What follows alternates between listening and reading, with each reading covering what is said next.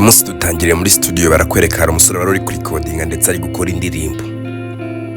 Gusa mu gukora indirimbo producer yakomezaga amubwira ko ibyo arimo rwose atari byo, dore ko ijwi rye ritari ryiza cyane.